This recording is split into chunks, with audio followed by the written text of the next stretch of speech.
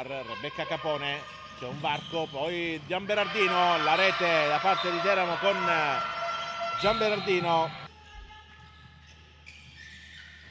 Pallone dall'ala, attenzione ancora la parata, riprende Pugliara, ancora Martina Brock, grande doppio intervento da parte della Prela, ancora Beatrice Borrini. Vanix in qualche modo fa recapitare il pallone a Borrini che va a segnare per lo svantaggio. Padova che vuole restare a +3, magari incrementarlo. Ammar, la conclusione, la rete da parte di Ammar nel suo stile, seconda rete per la giocatrice tunisina Tania Ammar. Poi la palla per Arubi, assegno subito Arubi che ora recupero da parte di Teramo con Pugliara e la rete da parte di Pugliara. Arrianni che è in panchina. Teramo però in inferiorità numerica ha trovato la rete del vantaggio che dura poco perché pareggia subito la forma. Bloccarsi, visto che Tania Ammar in precedenza aveva segnato il suo rigore, mentre ora c'è la rete da parte di Padova che 15 in campo anche Sarabellu per la formazione teramana. Prela intanto va a trovare la nuova parità, 12 il punteggio.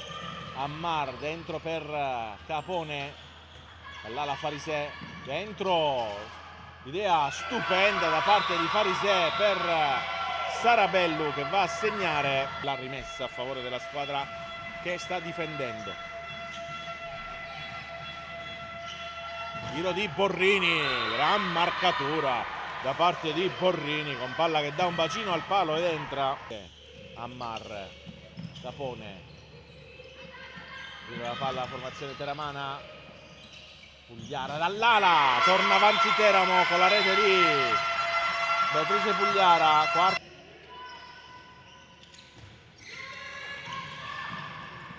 Attenzione, ora recupero da parte di Padova.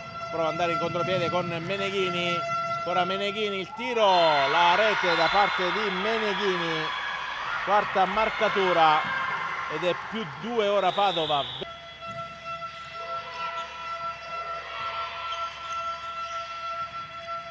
Tiro e la rete da parte di Borrini ancora, no. Prela, Tanic.